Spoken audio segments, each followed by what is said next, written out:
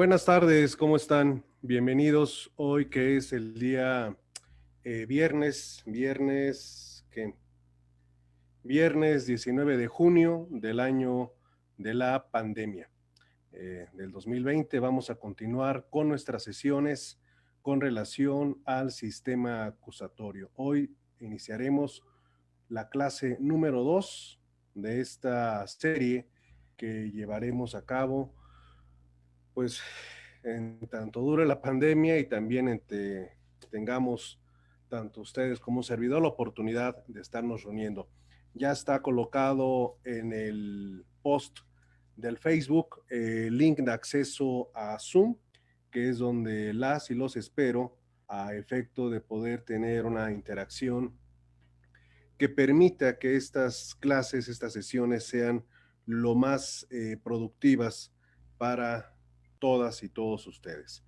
El día de hoy vamos a continuar hablando del artículo primero de la Constitución. Estaremos hablando del aspecto constitucional del sistema acusatorio del proceso penal a efecto de insistir en que la parte más relevante de nuestro sistema tiene que ver precisamente con lo relacionado al aspecto constitucional. Y en ese sentido, pues vamos a poder tener una mejor apreciación del sistema acusatorio. ¿Por qué razón? Porque todo gira en torno a la Constitución, eso es lo más importante. La Constitución es lo más relevante y por lo tanto lo que no está en la Constitución no lo podemos nosotros inventar, idear o formular. Es importante destacar en consecuencia que al tratarse de un proceso penal, su conducción tiene que ser con base en esas precisas normas que establece la Constitución y fundamentalmente en lo que tiene que ver con los derechos humanos, que son fundamentales, como lo dijimos ayer, por estar previstos en la Constitución. Si ustedes parten del conocimiento preciso, contundente de los derechos fundamentales aplicables al proceso penal, no van a tener nunca ninguna problemática. ¿Por qué? Porque van a poder saber argumentar, establecer en qué momento se comete una violación, hacerla valer, debatir y sobre todo tener unas estrategias adecuadas para la defensa, para la investigación, para la acusación o dependiendo del rol que se desempeñen jueces, magistrados, etcétera, partiendo de la Constitución, no tienen problema alguno en cuanto a las reglas procesales. Eso ya es una cuestión mucho más sencilla. El sistema acusatorio no es complicado, no tiene nada de complicado realmente. Cuando tuvimos la oportunidad de platicar sobre las reglas del proceso penal federal de los Estados Unidos de América, ustedes se dieron cuenta de que el proceso es sumamente sencillo. Ahora, ¿qué es lo que lo puede hacer complejo? Lo que puede hacer complejo a un proceso penal federal es el desarrollo del mismo. Eso es lo que lo puede perjudicar, lo puede problematizar, pero partiendo del manejo de la Constitución, ustedes están prácticamente del otro lado. Y lo que vamos a seguir haciendo aquí en estas clases que vamos a llevar a cabo en, en estos días.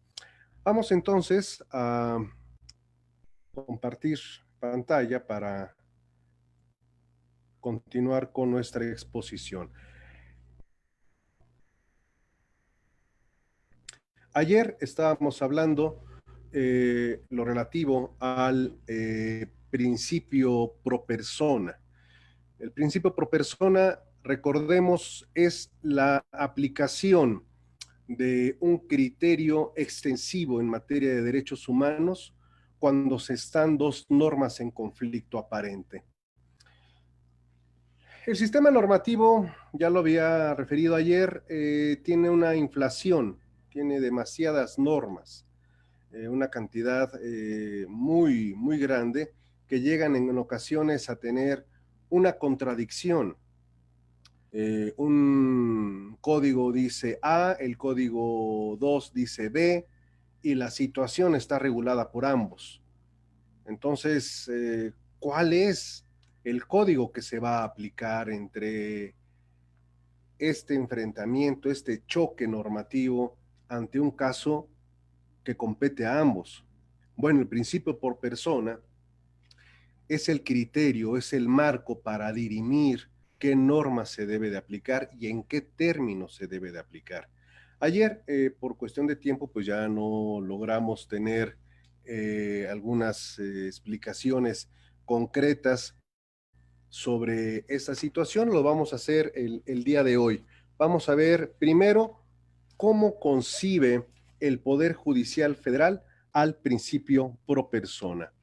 Entonces vamos primero a las tesis del Poder Judicial Federal. Ahorita por aquí abrimos una ventana para mostrarles lo anterior comentado.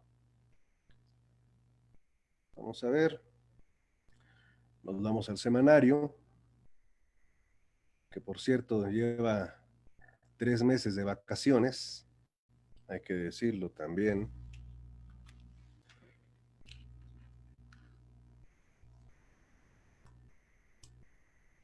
Y esperando nada más confirmar de que si me pueden decir por ahí si está la pantalla correcta, que estén viendo la tesis, se los voy a agradecer. Vamos a esta tesis, es una jurisprudencia constitucional, es una jurisprudencia de la primera sala, por lo tanto tenemos que partir de ahí. Aquí es importante algo también, ponerlo como introducción, como nota, como precedente. Miren ustedes. La ley complicada en cuanto a estas concepciones. Una cosa es lo que dice la ley y otra cosa es lo que se produce como derecho. ¿Por qué hago esta aclaración? Porque al final del día, la ley como objeto de conocimiento se presta a muchas interpretaciones. Pero la única interpretación que vale en este juego es lo que dice la Suprema Corte de Justicia de la Nación. Cuando digo que es lo único que vale, no estoy afirmando que no se pueda modificar esa expresión o interpretación de la Corte. Hay caminos, hay rutas para poder llevar a que la Corte cambie de criterio, pero lo platicaremos en su oportunidad. Entonces aquí ahorita vamos estrictamente a conocer cómo la Corte nos explica lo que es el principio pro persona y después veremos casos prácticos de la aplicación de este principio, desde luego, en el ámbito del sistema acusatorio. Esta tesis que tenemos aquí con este número de registro de la primera sala de la Corte, que es la 37 del 2017, eh, siempre les sugiero que nos dejemos guiar por las tesis de jurisprudencia, eso es fundamental. A veces encontramos una tesis aislada que pensamos que ya nos resolvió el conflicto y más adelante encontramos una tesis de jurisprudencia que dice totalmente lo contrario. Por eso vamos a partir siempre de tesis de jurisprudencia y después de ahí algunas aisladas y ya les daré algunas otras tips sobre la consulta de las tesis, el derecho jurisprudencial, etcétera. Esta tesis, que es un poco extensa, como ustedes lo verán, vamos a leerla muy rápido, pero es importante que entendamos su esencia.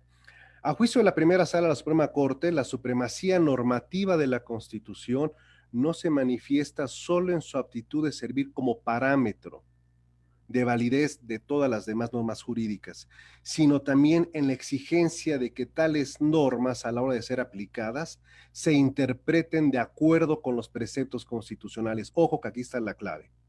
Se interpreten de acuerdo con los preceptos constitucionales.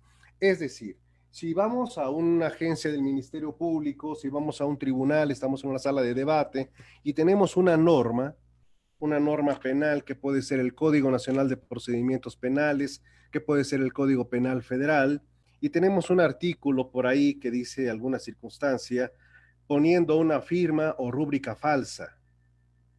Hay que interpretar. Bueno, sí, vamos a hacer la interpretación. Pero la interpretación, ¿cómo se hace?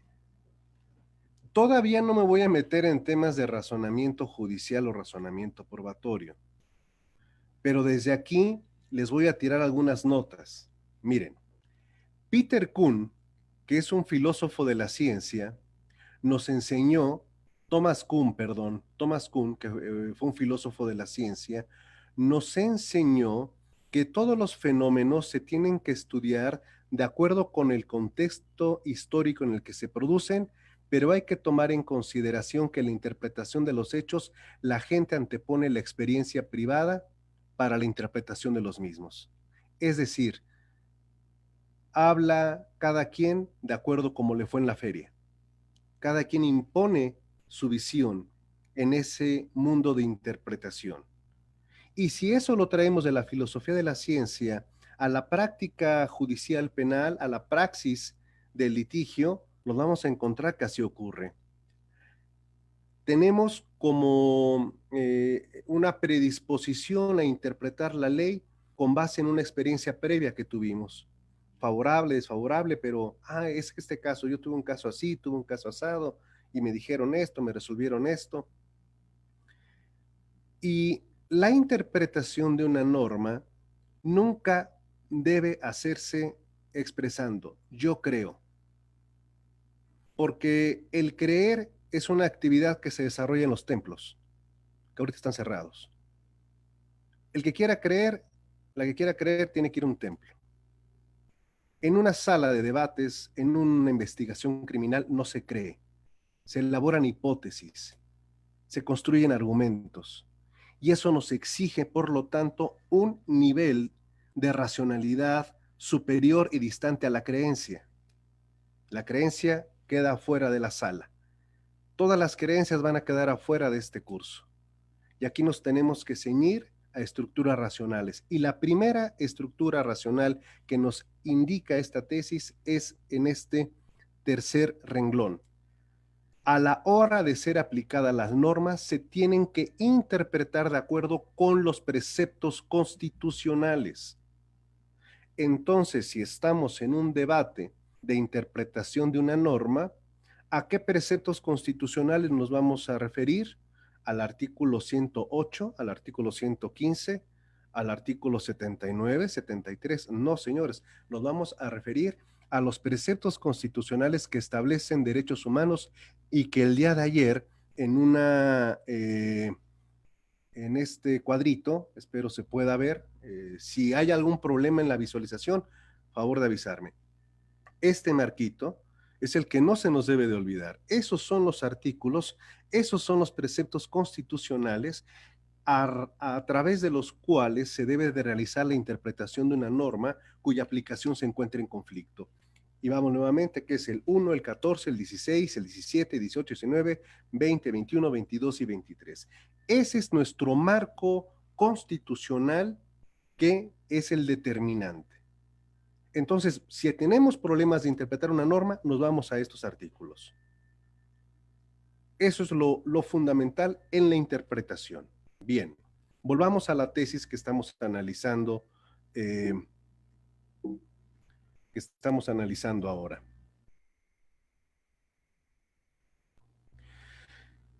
Nos dice más adelante, de forma que en caso de que existan varias posibilidades de interpretación de la norma en cuestión, se elija aquella que mejor se ajuste a lo dispuesto en la Constitución.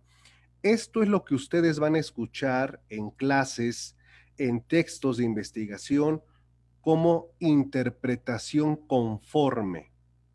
La interpretación conforme es la regla que establece el artículo primero de la Constitución, párrafo segundo, de que toda la interpretación normativa, toda, se haga conforme a la Constitución y no por fuera de la Constitución. Entonces, voy a hacer un paréntesis.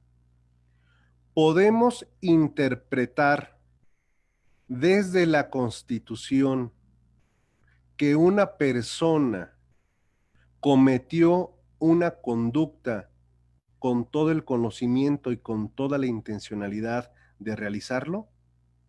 Pregunta que hago a quienes se encuentran acompañándonos aquí en el Zoom. ¿Quién quiere participar? Mateo, Adelante, Mateo.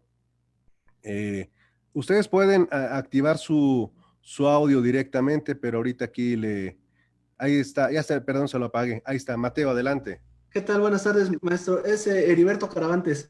Nada más que trae el Heriberto, nombre de mi perdón. hijo. Compartimos la Ah, bueno. computadora. No lo cambié. Bueno, es un paréntesis. De entrada no se ve la tesis. Traté de avisarle desde el inicio. Qué cosa, qué bueno. Entonces ahorita la vamos a volver a poner. Sí. Muchísimas gracias. Siempre de eso avísenme, porque aquí me aparece que sí se está viendo, pero qué bueno que me lo hace ver. Ahorita la compartimos, la tesis, y ahí está la tesis. Vamos a colocar Ahí está. los datos de la tesis. Gracias, Heriberto. Ahí están. En la Y 37, diagonal 2017, en la que estamos eh, platicando el día de hoy, primera sala, jurisprudencia constitucional y lo que les decía del bueno, rápidamente, que la Corte dice que la supremacía normativa no se manifiesta solo en su aptitud de servir como parámetro de validez de todas las demás normas jurídicas, sino también en la exigencia de que tales normas a la hora de ser aplicadas se interpreten de acuerdo con los preceptos constitucionales. Es la interpretación conforme que les estaba diciendo.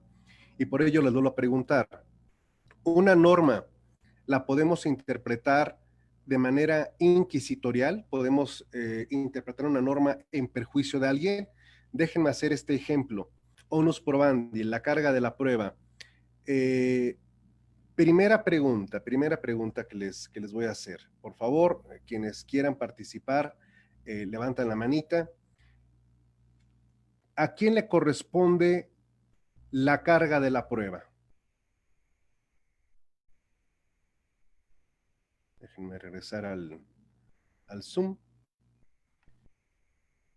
sí, Adelante. esencialmente al Ministerio Público es a quien le corresponde la carga de la prueba. Bien, Heriberto, le correspondería al Ministerio Público.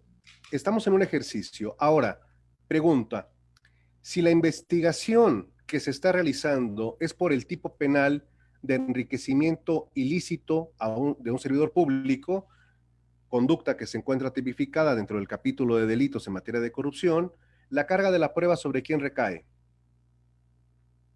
En este caso sobre el indiciado, el imputado.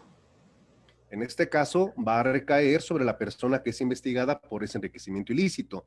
Entonces, aquí nos preguntaríamos, entonces, ¿cómo es que funciona esto? ¿Por qué existiría una aparente contradicción entre lo que es la interpretación conforme y lo que es la carga de la prueba? Ah, porque un poco más adelante, cuando hablemos de las garantías específicas del proceso penal en el artículo 20, en ese apartado, en el apartado B, existe una disposición muy discutible, sumamente discutible, cuando dice la carga de la prueba le corresponde al Ministerio Público, salvo que el tipo penal indique lo contrario. Esta apertura de decir, salvo que el tipo penal indique lo contrario, es una puerta que se encuentra peligrosamente abierta a cualquier tipo de régimen que el día de mañana puede modificar el Código Penal y generar la inversión de la carga de la prueba sin que esto sea inconstitucional. Eso es grave, por supuesto, pero la Constitución lo está estableciendo. La propia Constitución autoriza la inversión de la carga de la prueba y no tiene un numerus clausus. ¿Qué es un numerus clausus? Es un listado cerrado de números de delitos que pueden entrar en esa hipótesis. Y al no estar cerrado, espero no me esté escuchando ninguna legisladora ni ningún legislador, por ahí pueden meterle mano al código, a los códigos penales. Entonces es un tema que los dejo ahí, nada más anotado, cierro el paréntesis y me regreso a la interpretación conforme a la constitución del principio pro persona. Esto es la tesis, que vuelvo a insistir, es un poco larga, no la voy a leer toda, me gustaría que ustedes, ya que la pudieron ver, tomen nota de la misma y en algún momento la puedan analizar.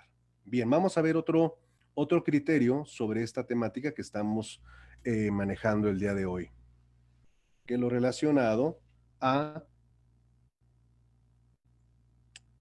el principio pro persona. Bien, esta tesis, que también es jurisprudencia constitucional común, cuando nos dice el Semanario Judicial de la Federación, jurisprudencia constitucional común, significa que es aplicable a todas las materias habidas y por haber. La problemática es de que al ser de tribunales colegiados de circuito, no es obligatoria para otros circuitos, pero no deja de ser orientadora. Se los comento porque abro un nuevo paréntesis. Es común que en toda la República Mexicana existan, no en forma general, pero sí se llegan a presentar casos de algunas autoridades judiciales que cuando el fiscal o la defensa o el asesor jurídico les invocan un criterio y que es de un circuito al ajeno a donde se lleva el debate, la respuesta lacónica y sin argumento es no, no me obliga. Esa tesis no me es obligatoria porque no es de mi circuito. Bien, para evitar que nos ocurran estas circunstancias, no debemos, como fiscales o como defensores o asesores jurídicos, únicamente decir, y sobre este particular, su señoría, invoco el criterio de la tesis con registro electrónico 2021-124. Eso y nada es exactamente nada. Cuando se invoca en un debate una tesis de jurisprudencia o una tesis aislada, tiene que expresarse cuáles son las razones de invocarla y por qué se estima que esa invocación aplica al caso concreto. No solo dejar la lectura en el membrete, sino decir, este criterio establece esta hipótesis y en el caso concreto estamos debatiendo una hipótesis que es exactamente la misma. Por lo tanto, ya hay un criterio precedente que puede ser aplicado en este caso y resolverse de esta manera, porque además de ello, resolverlo así sería una interpretación conforme al principio pro persona con relación al derecho humano fundamental tal. Es decir, acabar todo el argumento. Porque si nada más lo invocamos así, el juez con toda comodidad va a decir, lo que me dijo usted de esa tesis no me obliga porque no es mi circuito, adiós a lo que sigue. Pero si la argumentamos, entonces tendría que contestar la argumentación porque los tribunales están obligados a emitir determinaciones de forma completa, que resuelvan lo planteado. Y de esta manera vamos como partes, como operadores del sistema, forzando mejores resoluciones y nos vamos forzando a generar mejores debates. Bien, esta tesis la que tienen ustedes ya a la vista, es una tesis todavía mucho más concreta y más sencilla que la anterior. Cuando una norma puede interpretarse de diversas formas para solucionar el dilema interpretativo, debe atenderse al artículo tal, reformado en tal fecha, y que nos habla del principio pro persona. Es la tesis didácticamente mejor establecida, porque no nos genera tanta confusión y de una manera muy, muy concreta nos permite conocer en qué consiste esta situación. Ahora vamos a ir a revisar un caso práctico de la aplicación del principio pro persona en nuestra materia.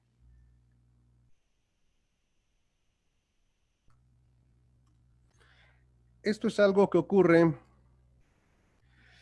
recientemente, porque estamos ante unas reformas, desde luego, relativamente recientes, y esta es una tesis de jurisprudencia, también de tribunales colegiados de circuito. Ahora verán ustedes aquí que no solamente es jurisprudencia común, sino que también aplicable al ámbito penal.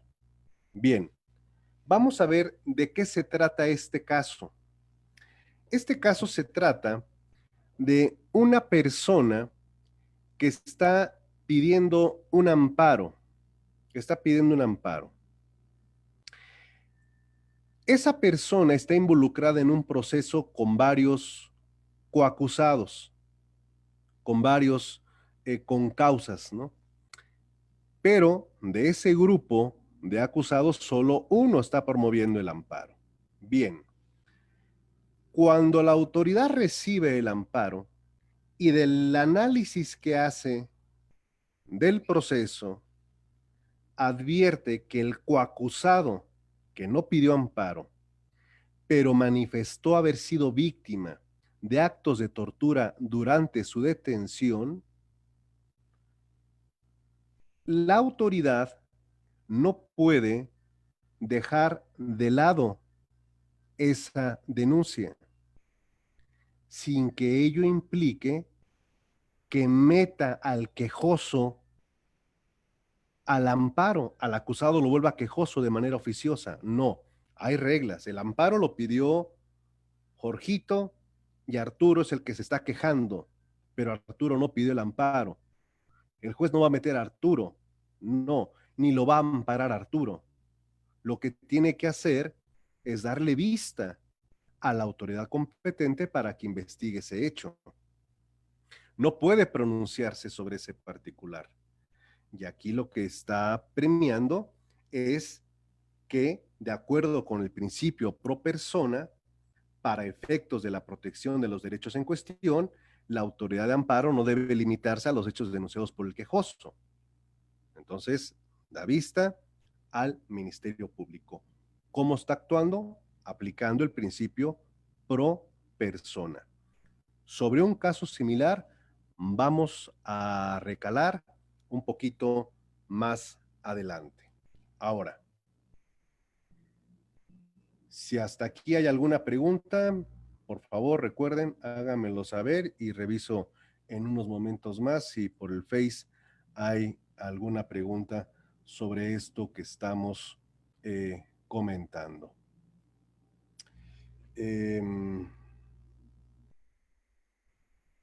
Bueno, es que se me pierden aquí los comentarios, pero bueno, vamos a seguir. Estamos en el artículo primero de la Constitución. Vamos al párrafo segundo. Todas las autoridades, en el ámbito de sus competencias, tienen la obligación de promover, respetar, proteger y garantizar los derechos humanos de conformidad con los principios de universalidad, interdependencia, indivisibilidad y progresividad. En consecuencia, el Estado deberá prevenir, investigar, sancionar y reparar las violaciones a los derechos humanos en los términos que establezca la ley. Ese es el segundo párrafo del artículo primero de la Constitución. Ahora, vamos a ver lo siguiente. Dice, todas las autoridades, todas, no hay excepción de ninguna, ¿eh? No hay excepción de ninguna. Todas las autoridades son, desde el juez cívico, el juez municipal, el policía municipal, todos absolutamente entran en esta categoría y en esta obligación de que deben respetarse en el ámbito de sus competencias. Déjenme ver nada más que sí le esté compartiendo la pantalla, porque creo que ni se la estaba compartiendo como de costumbre. Aquí está. Todas las autoridades en el ámbito de sus competencias tienen la obligación de promover, respetar, proteger y garantizar los derechos humanos, todas absolutamente, sin excepción alguna, conforme a los principios de universalidad, interdependencia, indivisibilidad y progresividad. ¿Qué significa cada uno de ellos? Universalidad, todos tenemos derechos humanos. Todas, todos, todas, todas. Ahora dicen todes, pero bueno, todas y todos tenemos derechos humanos. La interdependencia es que los derechos humanos no se pueden fracturar porque están unidos unos con otros. Tengo derecho a la vida, por consecuencia tengo derecho a la libertad. Y como tengo derecho a la libertad, tengo derecho a la propiedad y tengo derecho a expresarme. Y tengo derecho de tránsito, tengo derecho de libre circulación, tengo derecho a una propiedad y que mi propiedad se proteja, la inviolabilidad del domicilio, etcétera. Son indivisibles, porque no me pueden decir, es que tú nada más tienes derecho a propiedad, pero no tienes derecho de libertad, no tienes derecho de expresarte, no. Son indivisibles los derechos. Y son progresivos, principios de progresividad, porque debe de reconocerse que los derechos van avanzando conforme avanzan las sociedades. Y sobre ello hay una temática de derechos generacionales, de primera, de segunda, de tercera, de cuarta generación, porque las sociedades evolucionan y al evolucionarse va a haber nuevos derechos que deben de respetarse. No nos confundamos principio pro persona, presunción de inocencia e indubio pro reo. Eso es importante que no lo confundamos. Pro persona es de interpretación entre conflictos de normas.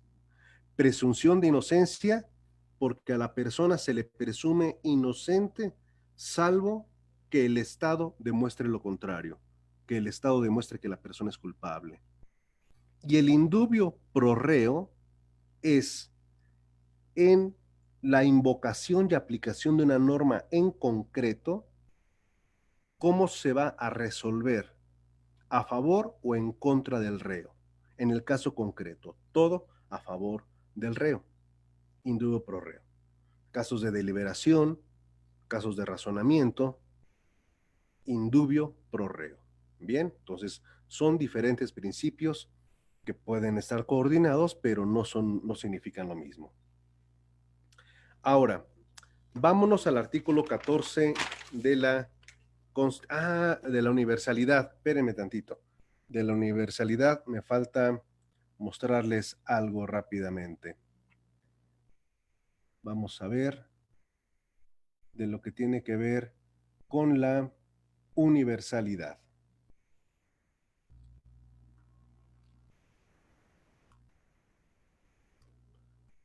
Enseguida les comparto la pantalla para que puedan ustedes acompañarme sobre este particular.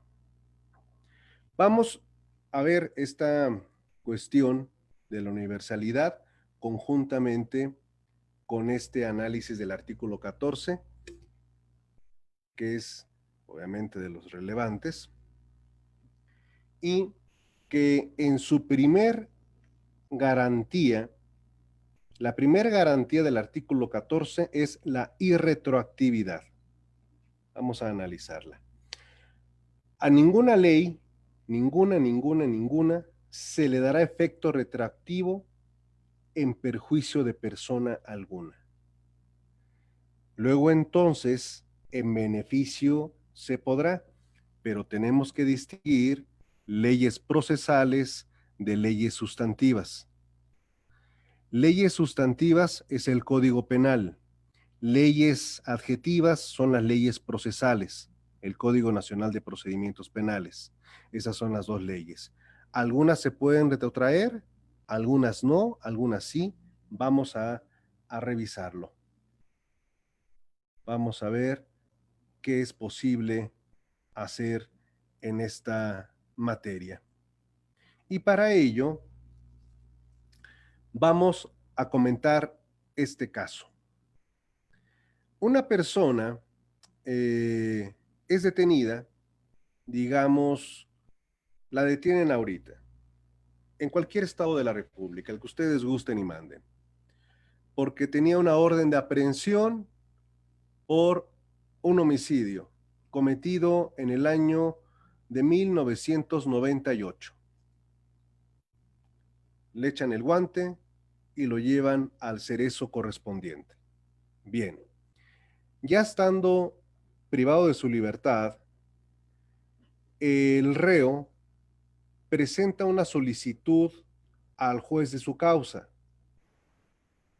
Si los hechos ocurrieron en 1998, ¿qué sistema procesal le es aplicable? Le va a ser aplicable el sistema procesal previo a la reforma constitucional del 2008, es decir, el sistema tradicional o sistema inquisitivo. Bien, el reo le presenta un escrito al juez diciendo lo siguiente, y es un ejercicio para que ustedes me lo ayuden a resolver. Me tienen que contestar tanto en el Face y los que estamos acá en el Zoom me levantan la manita. El reo dice lo siguiente: señor juez, toda vez que tengo conocimiento que en el año 2008 se reformó la constitución política del país, por virtud de la cual se implementó en México y en todo el territorio, incluyendo este estado, el sistema de justicia adversarial, que contiene mayores garantías para mi defensa. En ese entendido, el artículo primero de la Constitución, que a su vez fue reformado en 2011, establece el denominado principio pro persona, que establece que las normas deben de interpretarse en lo que más favorezca al ciudadano, al individuo, al titular de los derechos fundamentales, que en el caso concreto soy yo.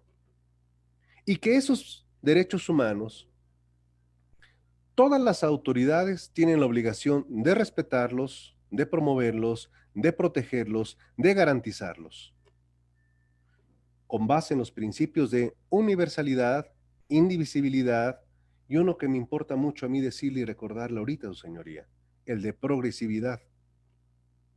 Porque las situaciones van progresando, como la que hoy me encuentro.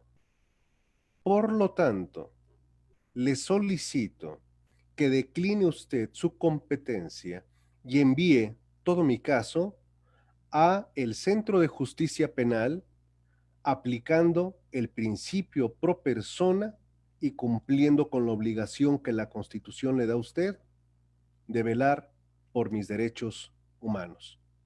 Sirva además como criterio de aplicación y de interpretación de mi solicitud el indubio pro reo. Esa es la petición. Eso es lo que está haciendo el reo. Acaba de ingresar apenas al reclusorio y ya venía, o al cerezo, y ya venía con su documentote preparado.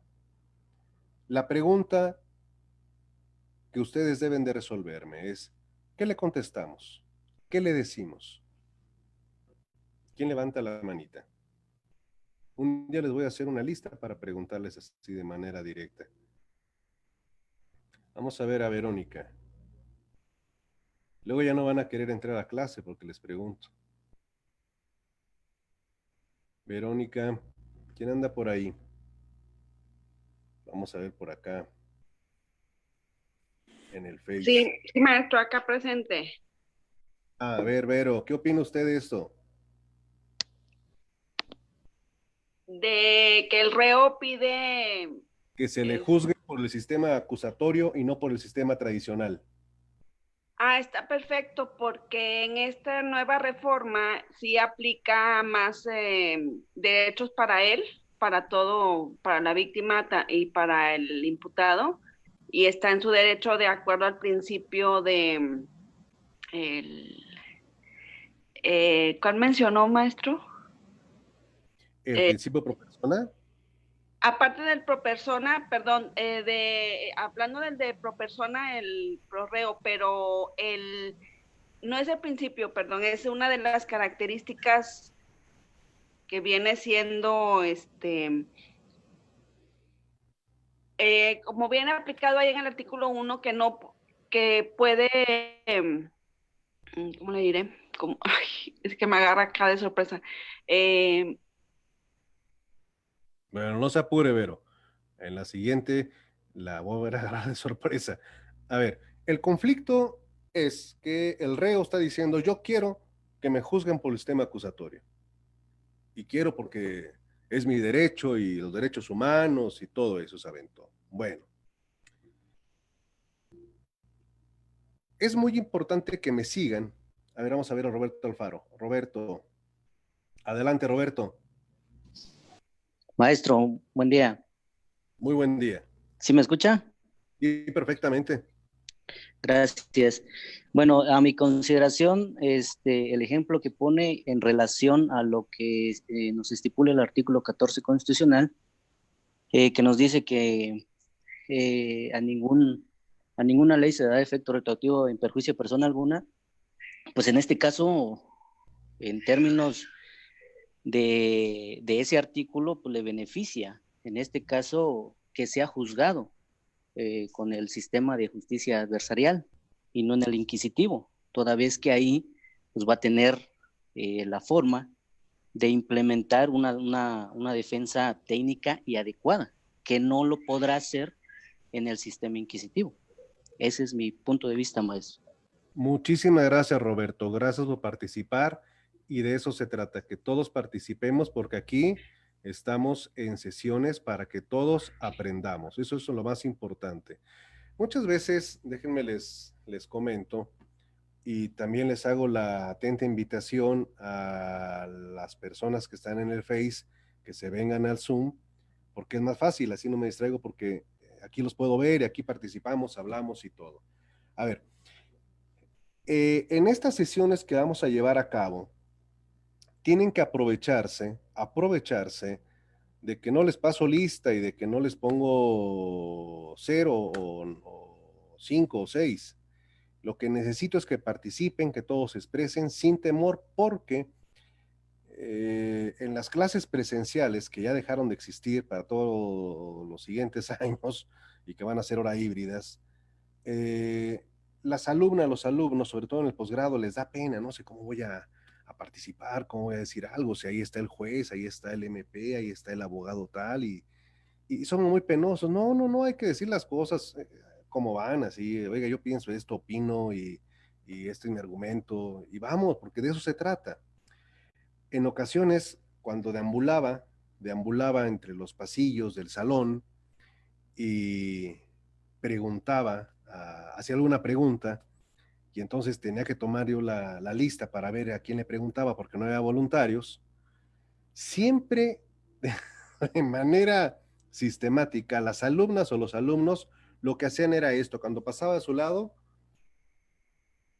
así, volteaban para arriba, como si desaparecieran, ¿no?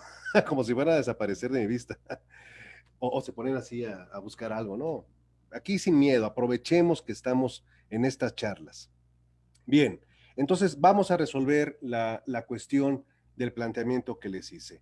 Llega el reo y dice, yo quiero que me juzgue usted por el sistema acusatorio. Hey, ok, a ver, qué bueno que tú quieras cosas. Todos queremos muchas cosas. Yo quisiera estar ahorita en Acapulco, tomándome mi tequila frente a la playa y con un ceviche. Pero no se puede, no todo es posible. Le voy a explicar por qué. Hagan de cuenta que soy el juez, ¿no? Le voy a explicar por qué, señor reo. Mire, si bien es cierto, usted ha dicho que el nuevo sistema procesal establece más garantías, podríamos decir que es posible que establezca más garantías, pero mire, no deja de ser un proceso. Sus garantías están en la Constitución, ¿ok? Sus garantías están en la Constitución. Y el proceso es un esquema de cómo jugar, única y exclusivamente. Que le pueda dar una ventaja más para defenderse, puede ser. Pero para aplicarle el principio pro persona, tendría que existir un conflicto normativo. Y aquí no hay ningún conflicto normativo. Usted está artificialmente creando un conflicto normativo derivado de su pretensión aspiracional de que se le juzgue bajo otro sistema procesal que no es aquel que estaba vigente cuando aparentemente usted se metió a fulanito de tal, cuando le dio piso. Porque mire usted, en el ámbito legaloide existen dos tipos de normas. Unas que se llaman sustantivas, que es el Código Penal, donde vienen las bases generales, los delitos, y otro que vienen las reglas del juego, las normas procesales. Esas normas procesales rigen en el momento en que se comete un hecho. Usted aparentemente cometió el evento luctuoso en el año 1998. Cuando usted comete ese evento, estaba vigente un código de procedimientos penales, con base en el cual se llevó a cabo toda la investigación a través de una averiguación previa. Y se aplicaron todos esos procesos. Y en ese código dice el proceso penal tendrá la instrucción, la preinstrucción, el juicio, la sentencia. El que a usted lo acaben de detener y que ahora exista un nuevo sistema, este nuevo sistema no eliminó al sistema bajo el cual usted delinquió, porque todos los casos que quedaron pendientes de ser juzgados se tienen que juzgar conforme a esas reglas. Déjeme le digo, cuando usted aparentemente cometió el hecho, usted ya compró un boleto para que esa investigación y su eventual proceso sean bajo esas leyes. En el 1998 usted no cometió un hecho aparentemente y compró un boleto para decir, pero yo quiero que me juzguen con el nuevo modelo que ya me dijo una pitoniza que va a cambiar. No, no, no, eso no existe. Sus garantías se respetan. Sus garantías constitucionales, acceso a la justicia, un juez imparcial, debido proceso, sí, todo eso vale. Pero usted no puede andar escogiendo qué sistema procesal es el que le conviene o cuál es el que quiere. Y va a decir el reo, oiga, pero yo he escuchado aquí ahorita que entré en Cana, que hay unas personas que han dejado salir aplicándoles el nuevo proceso. Ah, no, no, no, no, no, no, no, no. Esa es una cápsula que tiene que ver con una figura denominada medidas cautelares. No se refiere al proceso. Es una capsulita que se les da a los reos, decir, a ver, tómate esta aspirinita y puedes salir bajo ese sistema, pero tu proceso sigue por el otro. Sí, no, no, no, nada que ver, que no lo confundan. Porque allá en el reclusorio, en el Cerezo, hay expertos en todo, en jurisprudencia de la Corte Interamericana, en jurisprudencia del Tribunal Europeo. Todos saben y todos están adentro. O sea, no se fíe de todo lo que se dice en los cerezos. Y si me permite, todo esto tiene que ver con una tesis que se denomina de los derechos adquiridos, pero no es mi intención confundirlo a usted. Usted cometió un hecho, tempus rigem actum, que en español se dice el tiempo rige el acto y la ley procesal rige en ese momento. Si la norma sustantiva de homicidio llegase a desaparecer, esa sí le beneficia, pero son otras cosas. Su proceso se sigue bajo el sistema anterior y no le estamos violando el pro persona porque simple y sencillamente, como le dije, no hay ningún conflicto entre ninguna norma. El conflicto lo inventó usted. Y además, para que vea, le diría al reo a presentar esta tesis que espero se esté viendo. Si no se ve, me dicen, por favor, porque aquí la pantalla me llega a jugar en ocasiones algunas travesuras. Y si se ve, pues aquí está la tesis, que es la tesis aislada, sí, libertad personal, atento al principio de supremacía constitucional, es ilegal aplicar las disposiciones que regulan el sistema procesal penal acusatorio a los actos que deriven de procesos iniciados en el sistema de justicia tradicional, aun cuando el gobernado afirme que aquellas le otorgan una mayor protección para el ejercicio de dicho derecho. Así que si se les llega a presentar un caso de este tipo, ya saben ustedes, ahí tienen una tesis aislada que es orientadora y decirles no, no procede. Usted a su proceso. Compró su boleto en tal fecha, pues en esa fecha esa ley es la que le rige. ¿De acuerdo?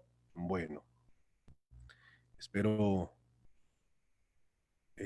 haber sido explícito en este ejemplo de lo que tiene que ver con la retroactividad, aunque hay varios temas más sobre este particular, porque es un tema muy interesante, la irretroactividad de las leyes.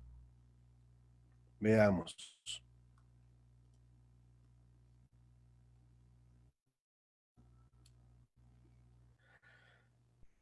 Aquí la pregunta que les quiero hacer, nada más déjenme regresar para verlos, aquí están,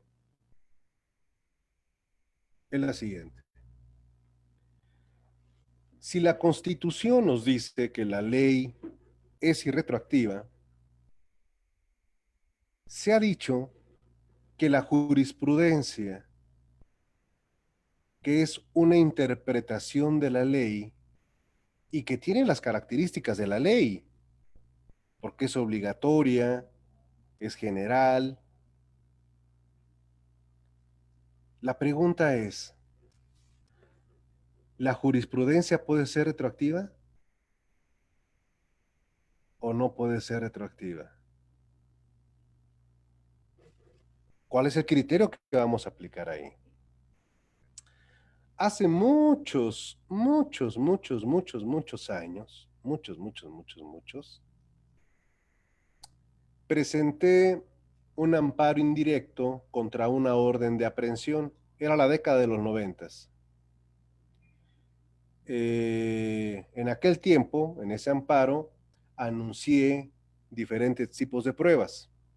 Se llevó a cabo la audiencia constitucional, el desahogo de las mismas, y el juez de distrito niega la protección de la justicia federal solicitada. Miento. Concede el amparo, nos concede el amparo contra la orden de aprehensión. Concede el amparo contra la orden de aprehensión. Mi contraparte, la PGR, la entonces PGR, se va en revisión. Y bueno, pues se va en revisión al tribunal colegiado. Y ahí estoy esperando, estamos pues cabildeando, usted ya sabe, ¿no? El alegato de oreja, que va uno con el secretario, el proyectista, habla uno con el magistrado ponente, luego con los otros magistrados, hace uno su trabajo, ¿no? Su luchita. Bueno, de repente se empieza a retrasar la sesión de la revisión. Cuando un asunto empieza a retrasarse en su ponencia, cuidado, ¿eh? Cuidado, porque ya algo está pasando. Ya hay fuerzas metalegales que están por ahí moviéndose. Y más si el caso en concreto tiene implicaciones de carácter político y o mediático. Me han platicado. Bueno, pues sucede que estuvieron esperando a que saliera una nueva tesis para aplicarla al caso concreto y darnos palo, un sobreseimiento. Sí, esperaron a un nuevo criterio que ya estaba cociéndose o cocinándose en la corte. Dijeron, ya va, espérense, ya va, salió. Todavía no estaba ni publicado. En aquel tiempo el Semanario Judicial de la Federación no era esta maravilla de hoy en día, no, había que esperar a que salieran los librotes ahí grandotes y venía todo, ¿no? Laboral, guácala, todas esas cosas. Bueno, pues antes de que se publicara ahí, ¡prum!, no la aplicaron. Entonces, ya estamos en el 2000 y tantos, claro, 2020, ya las cosas cambiaron. ¿La jurisprudencia se puede aplicar retroactivamente? Sí, siempre y cuando no perjudique al quejoso. Ojo con ello, porque si el día de mañana ustedes llevan un asunto que tiene cierto tipo de repercusiones como el que les estoy comentando, no les vayan a querer aplicar una similar. ¿Ok? Aquí tenemos esta tesis de jurisprudencia. Esta tesis de jurisprudencia es fundamental. Aunque es de la segunda sala, es jurisprudencia común. Por eso la invoco. Porque esta nos dice, por ejemplo, lo siguiente. Se puede hacer siempre y cuando no conlleve un efecto retroactivo en perjuicio de las personas. Y esto ocurre, nos perjudica que nos apliquen una jurisprudencia nueva, cuando al inicio de un juicio o procedimiento existe una jurisprudencia aplicable directamente a alguna de las cuestiones jurídicas relevantes para la interposición, tramitación, desarrollo y resolución del asunto jurisdiccional. Imagínense que haya una tesis que diga, sí, en estos casos sí procede el amparo, y luego sale una que diga, no, no procede. Pues se nos va a caer el asunto. O que exista una tesis de jurisprudencia que nos dé la razón en nuestro argumento y que luego salga otra que diga, no, esta primera sala se aparta del criterio inicial contenido en la tesis número tal y pum, vale, no nos apliquen. No. De tal suerte que en conclusión, la irretroactividad no solamente se queda en la ley, alcanza también a su interpretación en las jurisprudencias de la Corte. Hasta ahorita llevamos como marco de conocimiento principio pro persona, el artículo primero, y la irretroactividad de las leyes en lo que tiene que ver con el sistema acusatorio. Mañana entraremos al análisis interesantísimo del debido proceso. ¿Qué es el debido proceso? ¿Cómo se construye el debido proceso? ¿Y es lo mismo debido proceso que formalidades esenciales del procedimiento o son cosas distintas? ¿Es lo mismo debido proceso que tutela judicial o son cosas que debemos de ver por sendas diferentes? ¿Y qué dice la Corte Interamericana de Derechos Humanos acerca del debido proceso? Bueno, si ustedes gustan, esos temas los debatiremos el día de mañana. Por lo pronto, muchísimas gracias, que tengan una excelente tarde y hasta mañana, sábado, en punto de la 1 de la tarde. Hasta luego.